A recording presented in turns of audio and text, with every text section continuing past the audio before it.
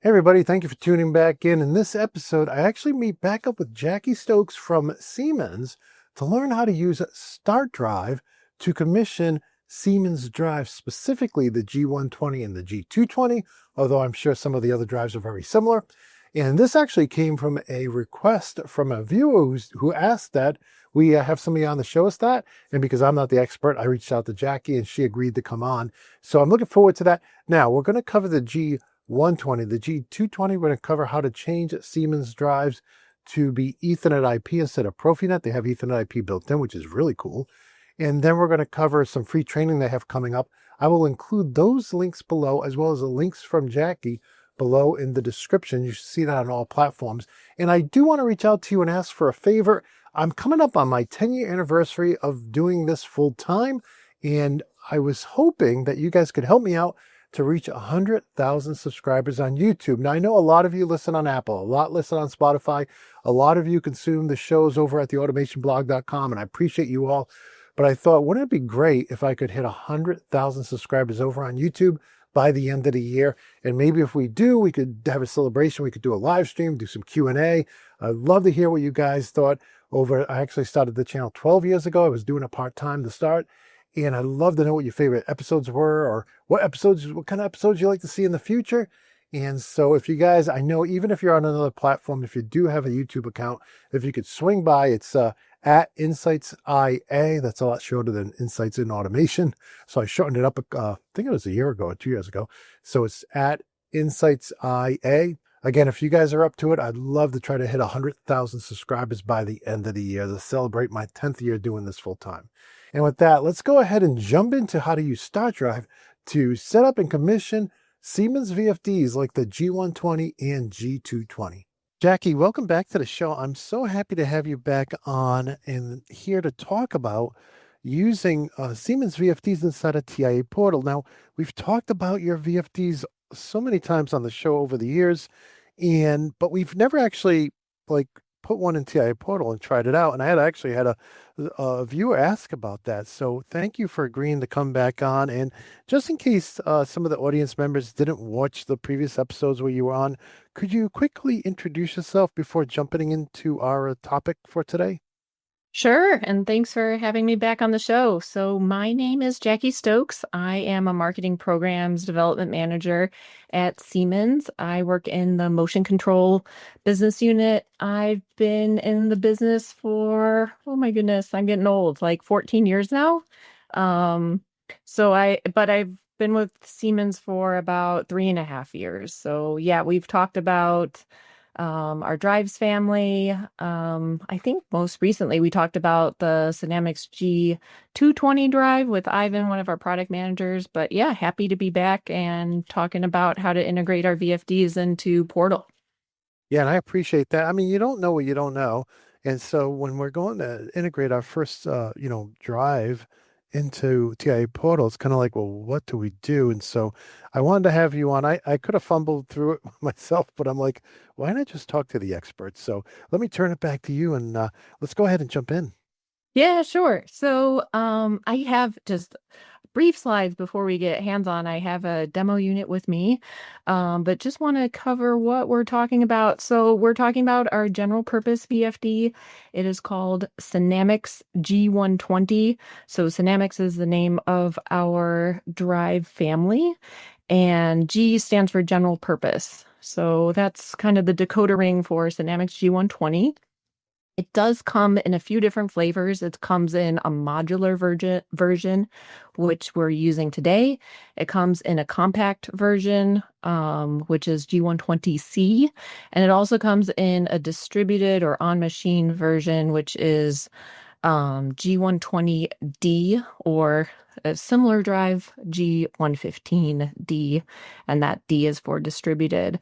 So the modular version of this drive comes with a control unit, a power module, as well as an operator interface. So you can kind of see on the pictures to the right what this looks like. So the control unit can be separated from the power module, and then the operator interface can be separated from the components as well.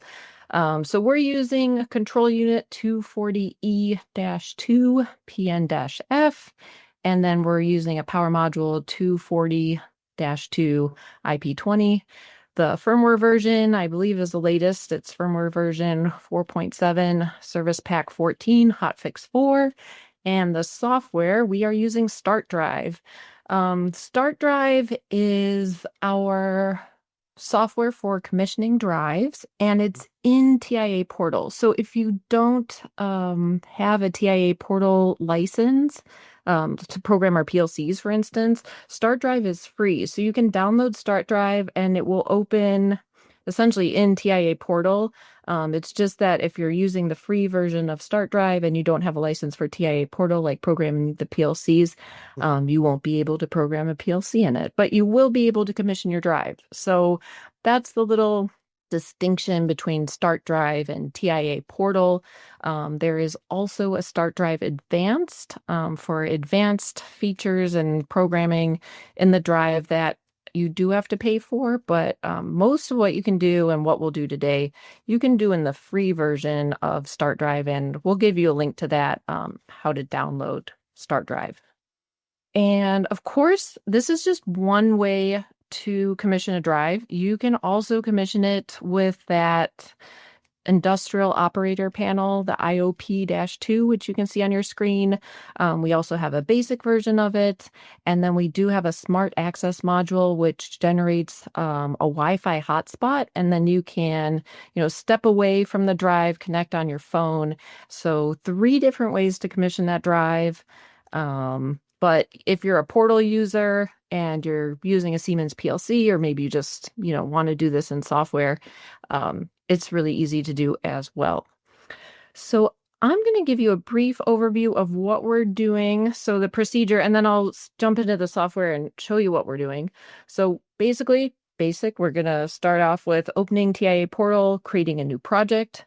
We'll go online with the drive via accessible devices. This is where we have the opportunity to assign a name and IP address to the drive. And then we will add the drive to the project. So we are going to upload the device as a new station.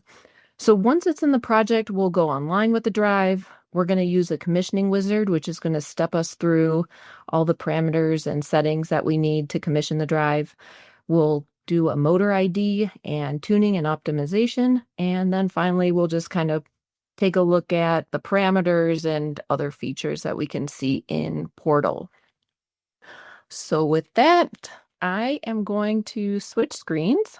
So now we are in my other computer, which we're going to use to program the drive. So what we're going to do is we're going to open TIA Portal.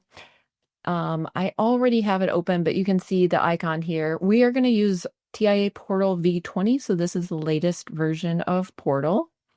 And this is what it looks like when you open Portal. What you want to do is create a new project. So I'm just going to hit create a new project. We'll call this G120. Okay, so if you've never seen TIA Portal before, you have a lot of different options and it can be slightly overwhelming. So I recommend we go to Project View, and that's a good way to just jump into what we need to see for our commissioning. So the first thing we want to do, so this is what Portal looks like. A lot of different windows, a lot of things going on. At the end, I'll talk about some free training we have if you're unfamiliar with Portal and you want to just see what it looks like and understand all the windows and buttons and how to be efficient in the tool. But for today, I'm just going to show you the commissioning. So under online access, I'm just going to expand this on the left-hand side. So this is our project tree. You can see we don't have any devices here. You could add a new device if you wanted. But right now we'll just look at our online access. So these are all the things that we can access online, our communications. I'm going to click up here, which is accessible devices. And up here, this is how we're going to find the drive. So on my computer, I am networked to the drive. So I'm connected to an Ethernet switch on the drive itself. And then my computer has two Ethernet ports, and the port I'm looking for is this gigabit network connection. So this is the one that's tied to the drive. You may have to adjust these settings on your own PC in order to see the drive. But once you have these configured, you can see different options here. You're going to hit Start Search. And as we're waiting, one thing to keep in mind is you will need to configure your network adapter settings so that you're on the same subnet mask as this drive. So just make sure your PC is configured properly, otherwise it won't be able to find the drive. So here we are, we see this G120 drive 1. It has this IP address, 192.168.0.1. And you can see the device type here. So earlier I mentioned that control unit, that's CU240E. That is the drive we're connected to. So we're going to hit show here. We're going to highlight it, and then we'll hit show. Now, just for the audience who is listening, there is an option there to flash the screen. So like I showed you with the PLCs in previous episodes, you can do that with the drive as well. It has a little checkbox there. So if you had 3 or 4 drives side by side, you could make sure you connected to the right one by flashing the screen. So go ahead, I'll turn it back to you, Jackie. Yeah, that's a good point. So right, I have just one demo unit in my room, so I know what I'm connected to, but that's a very good point. You can flash that little LED. So now you can see we have under online access, under this gigabit port network connection, we have this G120 drive, and this is where we can go to online and diagnostics, and we can make some changes here. So you'll see, we know we're online. So this is another key thing when you're commissioning drives or any devices within, or working with devices within TIA Portal, is making sure you're online with the correct device and that you are online. And so this turns to orange up here, and you can see like online access here. So that's an indication that you are online with that device. So we'll go to functions here. And this is where you can assign a name. So if you wanted, we could call this drive_1. And then what you do is just hit assign name. And then like, let's say we want to change the IP address to .3, and we'll assign the IP address. So we change the name, we change this IP address. If you double click on update accessible devices, you can see that our drive_1 name changed, and that the IP address changed. So that's what we're looking for. So we just made those changes to the drive. Now what we can do, and actually once you change the IP address, you might need to cycle power. So I'm going to cycle power to the drive. 1 second. But what we can do in the meantime is we can upload this device as a new station. Okay. So what this is going to do is it's going to put the drive into the project. And it's creating this drive_1.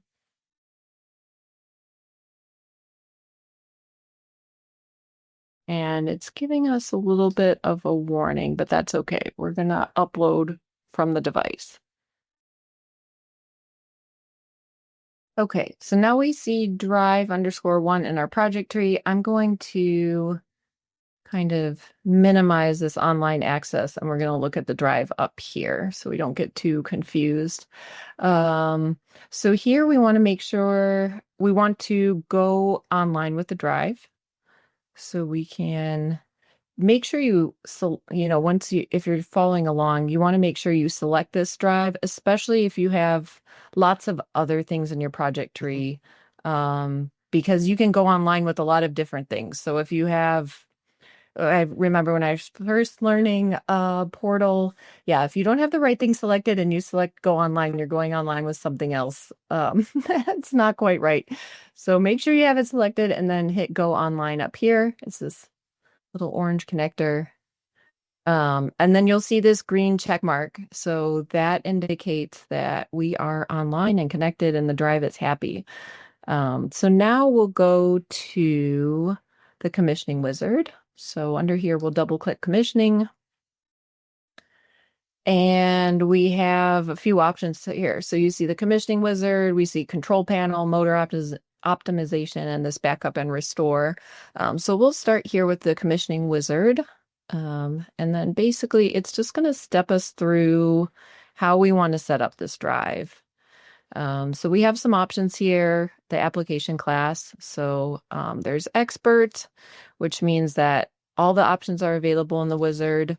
There's standard drive control, which again is the most common applications.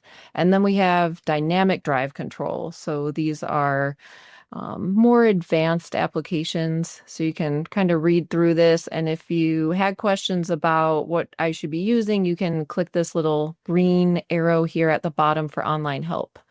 So we'll just click standard drive control and we'll hit next. And this is where you have the option. You need to tell it, are you connected to a PLC? If you are, where that ramp function is it in the PLC or are you going to do it in the drive? Or is it going to be a standalone drive, no PLC?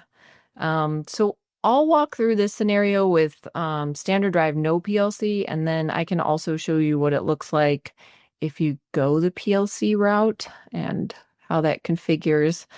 But a lot of the things are the same. So you have an IO configuration here. You have some options. I'm going to choose 12. As you can see at the top here, they're predefined interconnections of the inputs and outputs. However, you can change them later. So choose the one that best fits your application. But again, keep in mind, you can change it later if you change your mind or need to change something.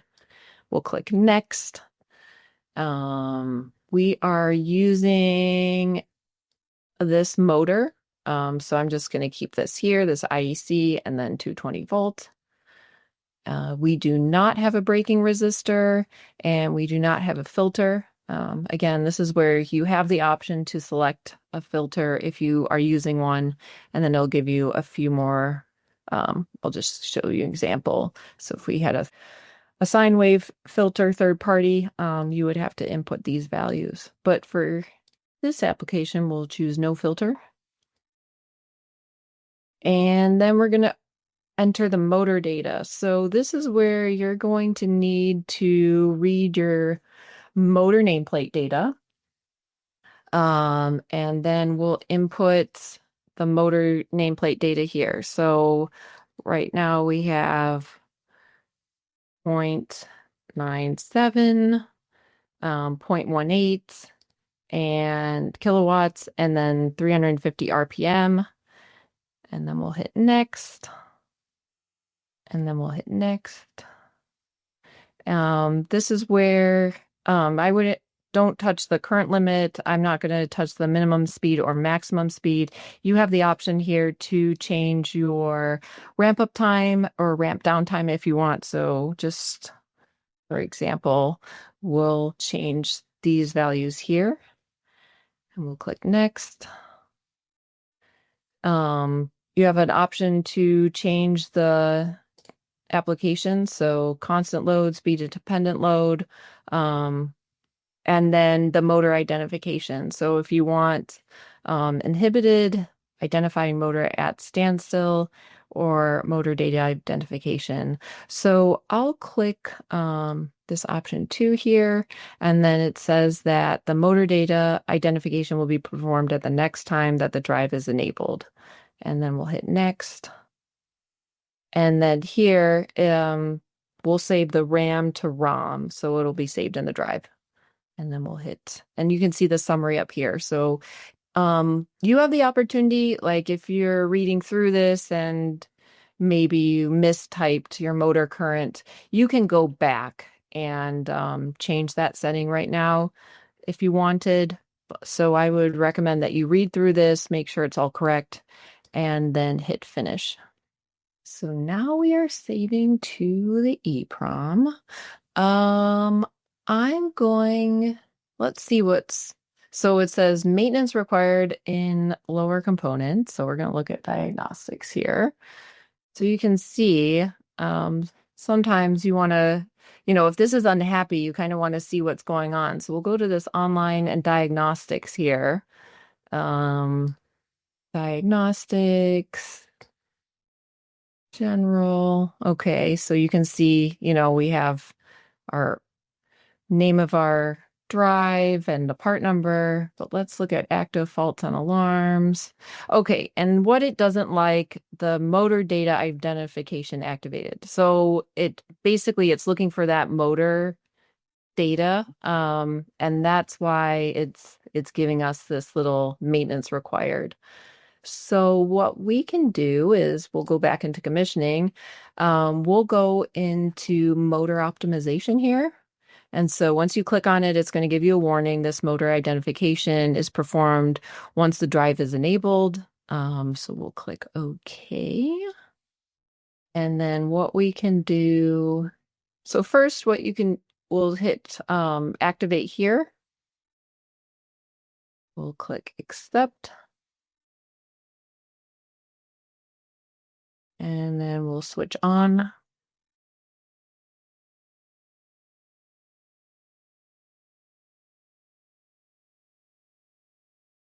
And then our motor ID is done. And you can see here, it has switched from that kind of wrench icon to this green checkbox icon, which means that we did a good job. So it went through and identified the motor. It applied power to the motor. And I couldn't see what was happening with the motor. Did it turn the motor at all, or did it just supply power to it? Or Yes, so it just supplied power to it. And you can see here the following parameters are determined or changed when the motor with the motor data identification. So this is what it's looking at. And we did a stationary measurement, so it did not rotate during that measurement. Okay. And then we can deactivate control. Yes. Okay. And then we can look at the control panel. So this is kind of cool. This allows you to test the drive in TIA portal. We didn't write any PLC programming. We haven't, since I have this demo unit, it's wired up for these particular little switches that I have on it. But regardless and independent of that, we can actually, kind of jog and turn on the drive and just test it out. So I'm going to hit activate master control. And again, it's going to give us a warning because the drive can move. So just be aware of what you're doing. It wants to make sure you're okay with this. So I'm going to hit accept. We can give it a speed set point. So we'll give it 200 RPM. And then we can give it a forward command.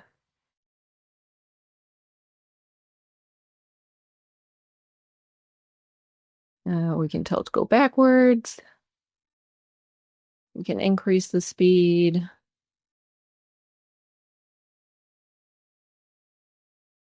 And you can jog forward to this momentary push button here. And yeah, so it's just a nice way to kind of test it out right here. And then we can deactivate the control.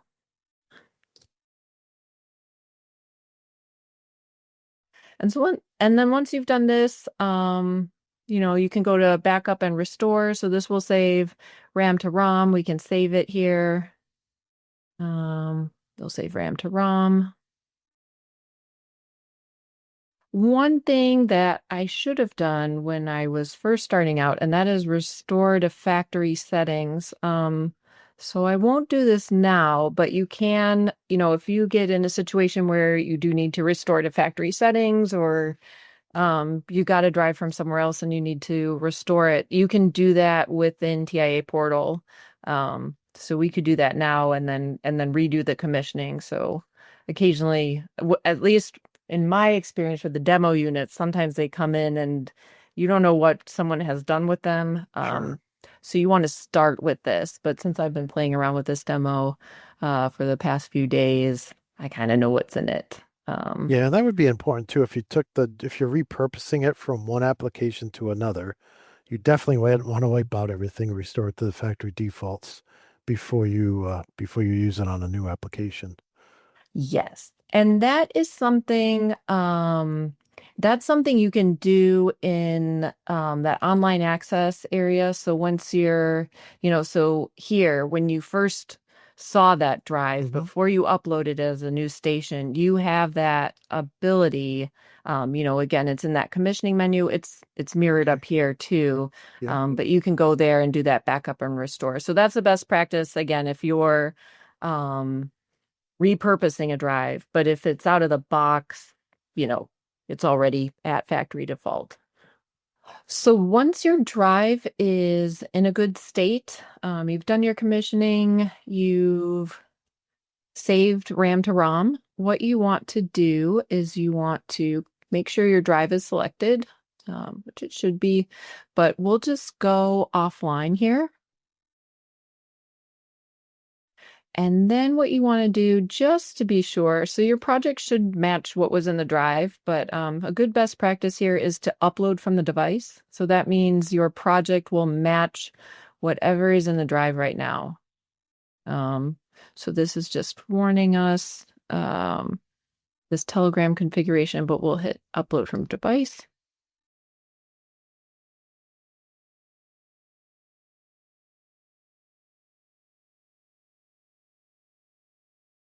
And then we will save our project. So that is how you make sure your project now matches the drive. And then if you wanted, you could, have another drive that you're connecting to, and you could then download to that device. But we know the project matches. So that was a good overview of commissioning, basic commissioning for Synamics G120. Our newer drives look a little different. The commissioning wizard is different. So we're coming out with our next generation of Synamics drives. Two drives to look out for. One is our motion drive. So it's a servo motion. It is the Synamics S210. And then we have a new drive, the Synamics G220, who Ivan, our product manager for that product, was on the show about a year ago and talked in depth about it. But the whole product family sits a little bit higher than the G120 in terms of capabilities and performance. So it's not a successor to the G120. It's a complement to the product portfolio. But I'll just give you an overview of what that looks like.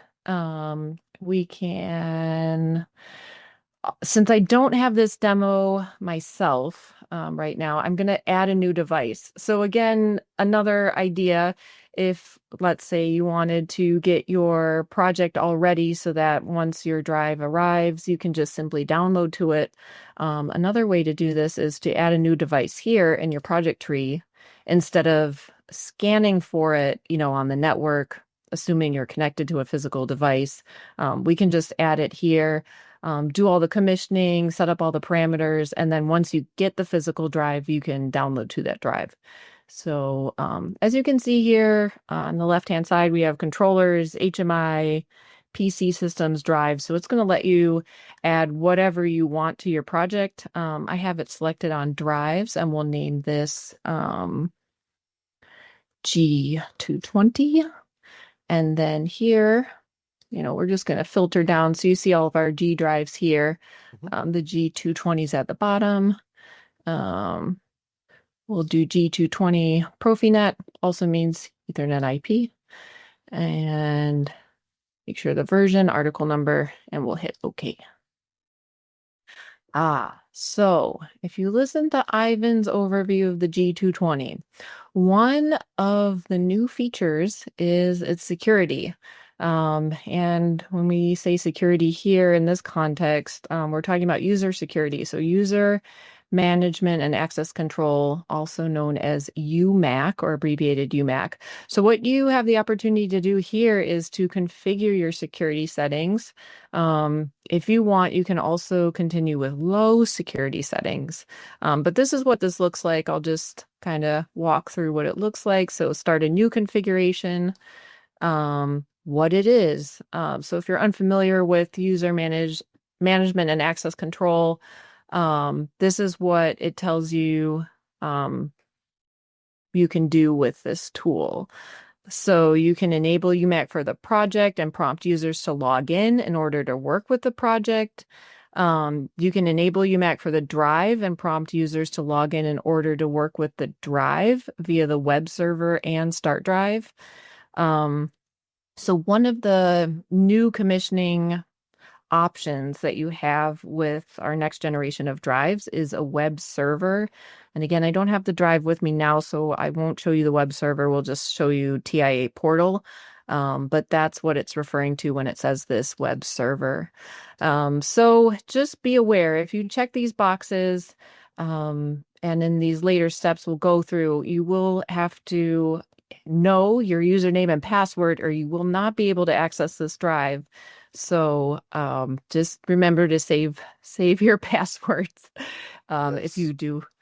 Yes, if you do go down this route. Now, the scenario of I lost my password, I lost my username, I can't access this drive.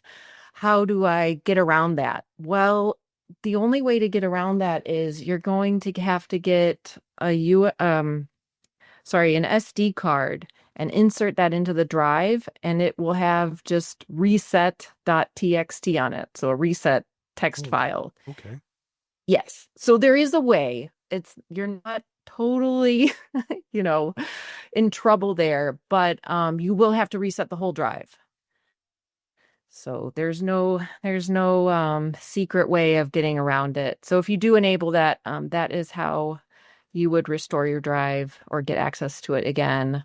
And then you can see here. So data encryption, if you wanted, you could do this. Activate user controls incomplete. Okay. So it said it was incomplete because we did not specify a password. So we have to specify a password here. And I think it has some requirements for your password. So you just want to make sure you remember this one. We'll hit OK. And then next. It doesn't like this. I have to click, I have read the information above. Yes, okay. Click next. Username. So you could allow a guest to enable access to the drive. It's up to you. Uses the anonymous user. So we'll hit yes. Allow data exchange via field bus. So is the anonymous user is used for field bus communication. So again, just want to make sure you understand these settings. The SDI standard panel access. So we'll allow the drive to be changed via the standard panel without a username and password. Web server access. So again, going through all the different ways to access this drive and making sure you are okay with how you're accessing it. Data encryption, next, and then we will hit finish. So it's pretty in depth. Again, if you don't want to, you can skip the security settings.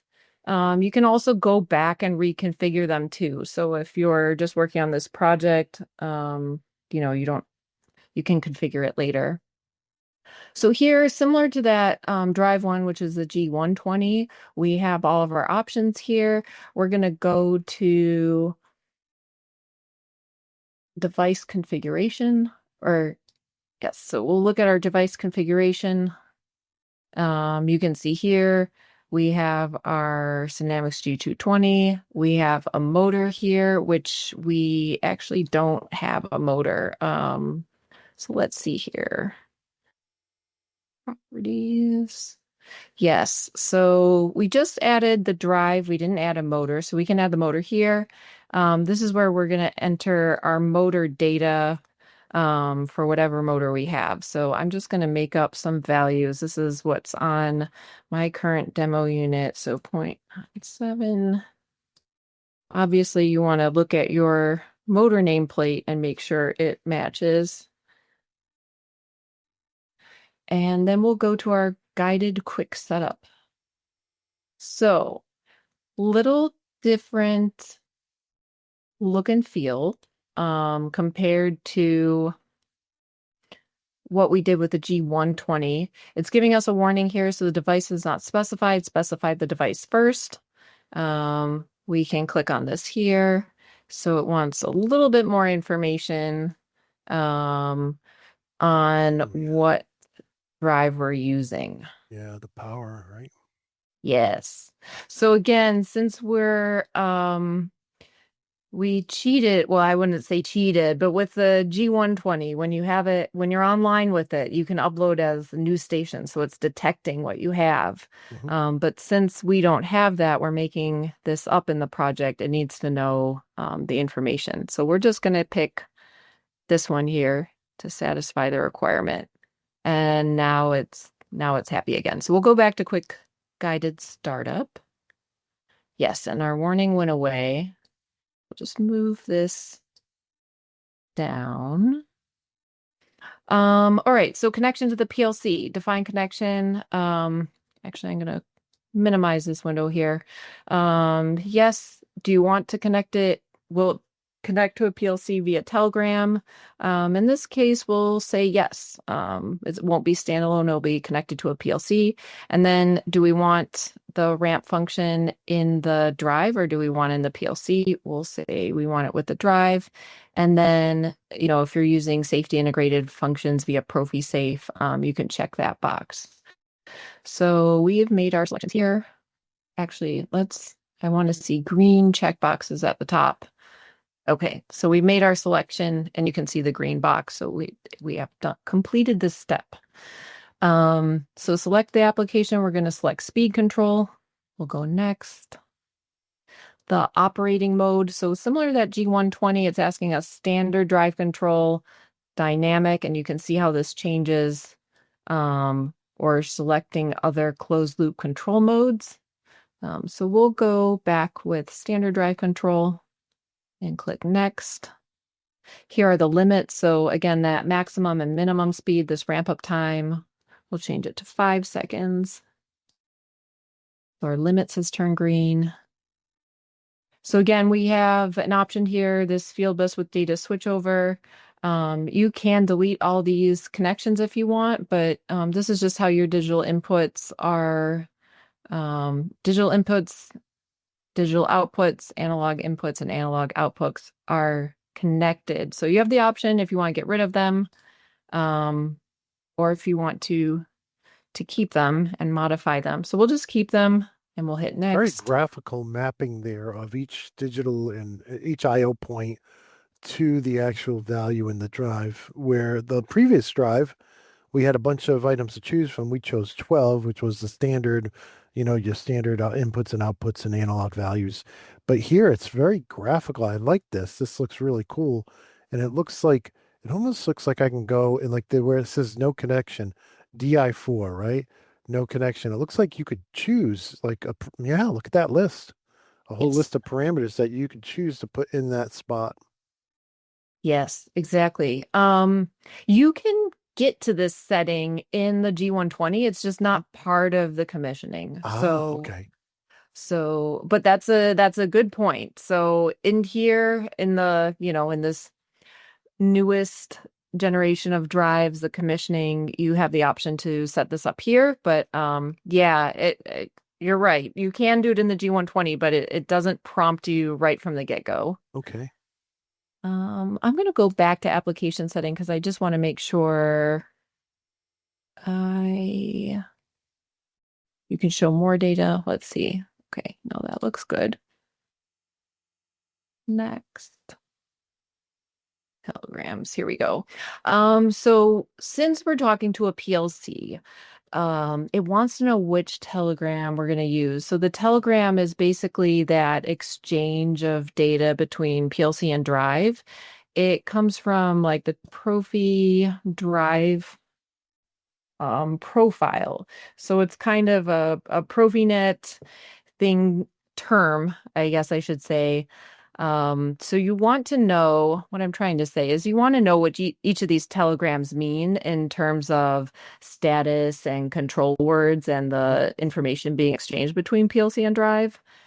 So we usually use, well, I shouldn't say usually, but we use like Siemens Telegram 352 for basic like speed control, but you can choose any of these telegrams. And I would encourage you, if you're not familiar with telegrams, to look at the table, see what kind of data is being exchanged between the drive and PLC, so that you're selecting the correct one.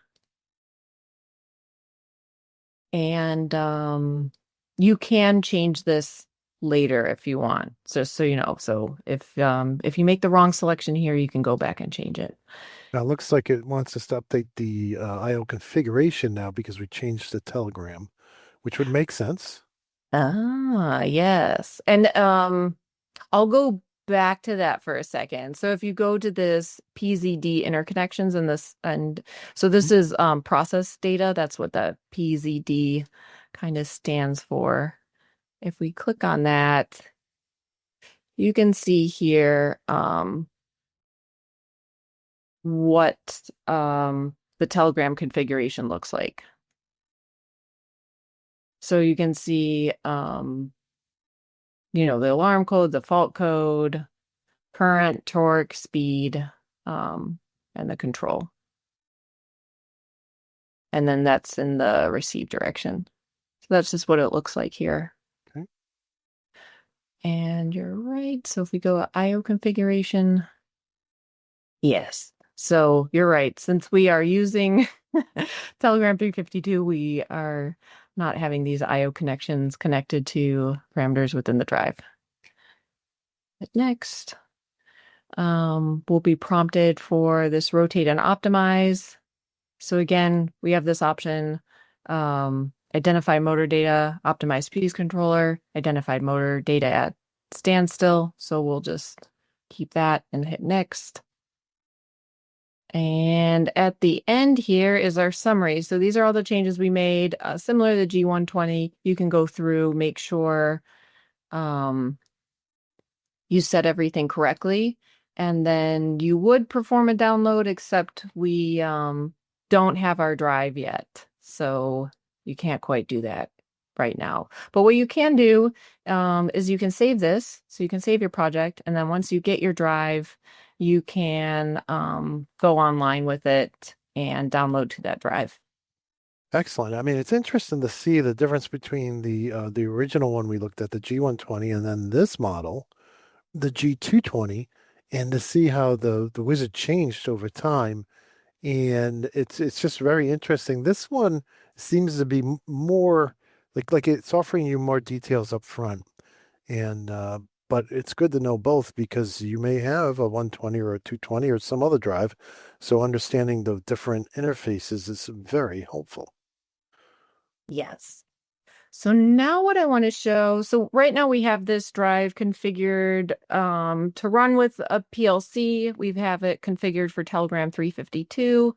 And then what we can also do, so like say we're in a scenario, right now it's configured, all the drives are configured for Profinet out of the box, this G120 and this G220.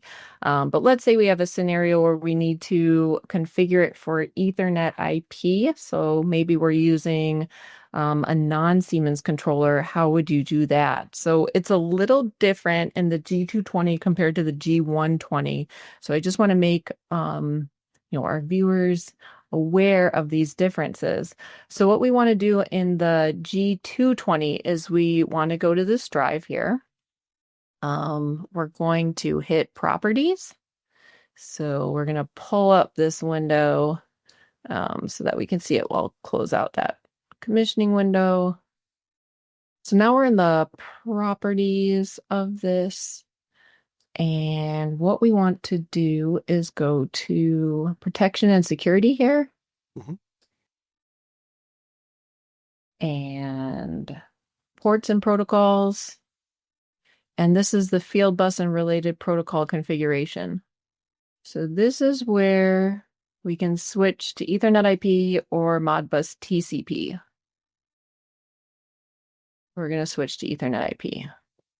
And then we'll hit OK.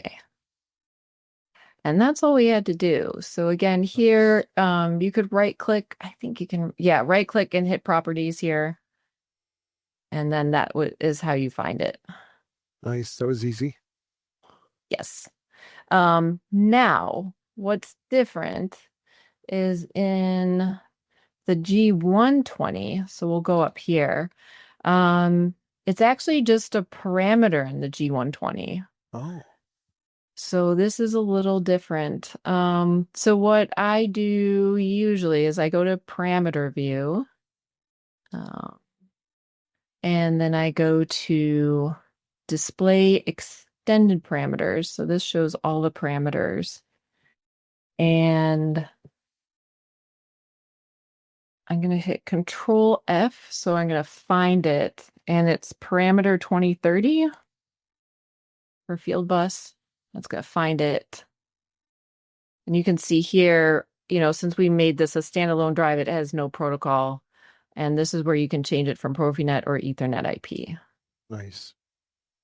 So the big difference here is like the G120, the S120, these all have a parameter 2030, and you just change one parameter and it switches between Ethernet and Profinet. In the newer drives, you have to go into the device properties, ports and protocols, and make that change if you want to make it. That's good to know. It's I don't think I would have guessed that. It was something we learned when we got our new demos. So, is there anything else?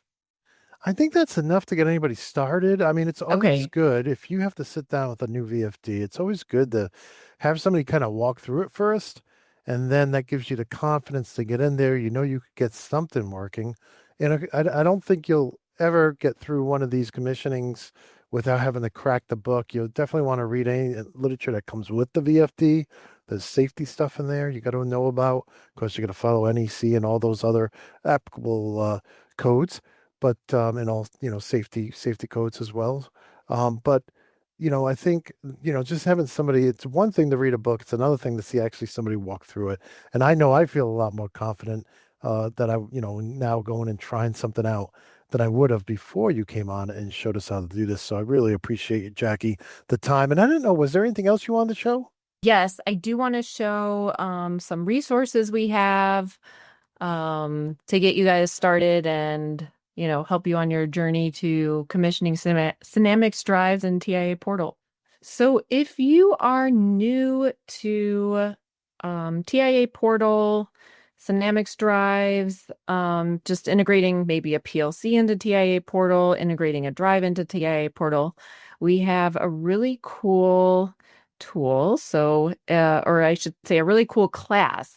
So it's TIA University. So they're free expert-led workshops and self-study courses. So there are some basic video series. Again, most of this is for, PLC, TIA portal. However, they do incorporate how to integrate a Dynamics drive into this. So if you've never opened up TIA portal, or if it's been a while, I recommend you do this TIA test drive class.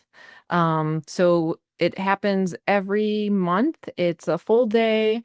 It is virtual instructor led, so you'll be able to remote into a TIA portal project and follow along with the instructor. So you will get to be hands-on, but you can do it from your office, from home, from wherever. Again, it's a day-long class. You can download the syllabus here and take a look. So that's the TIA test drive. Gives you a really nice overview of TIA portal and all the things you can do with it. We also have another class called Merge Logics with TIA portal. So if you're a Rockwell user, familiar with Studio 5000, Logix Designer, and you have a TIA portal project or a Siemens project coming up, and you're like, oh, I'm not quite sure how to do that. This gives you context of TIA, or this presents TIA portal in the context of what you're used to in Logix. So if you're familiar with Logix, the instructor kind of translates that into TIA portal for you. So if you're used to one thing, this is what it looks like in TIA portal. So again, if you're, familiar with Studio 5000, this will give you a really nice overview. Similar to that TIA test drive class, it's offered every month. It's a day-long class. It's hands-on, but virtual. So again, we use a hypervisor. You'll be able to remote into a virtual machine and get hands-on with the software. So I encourage you guys to join one of those classes or both. And then I also I'll give you these links, or rather Sean will in the video. So this just kind of covers all things Synamics drives. I'll link to our website, overview of our VFDs and our high performance and servo drives, distributed DC drives, digital drivetrain, and then our tools and resources. So we have our Siemens product configurator, sizer, TIA selection tool, Synamics selector mobile app, drive connections or drive applications. Here I've added this Ethernet IP connectivity. So if you are using Synamics drives on Ethernet IP, this will give you all the resources you need to set that up, one, in the drive, and then two, we have add-on instructions, EDS files, things like that to make your life easier. And then, of course, TA Portal Synamics StartDrive. This is what this looks like. So if you do not have StartDrive yet, you can download the latest version here. And again, that StartDrive is within TIA Portal and it's free. So feel free to download it.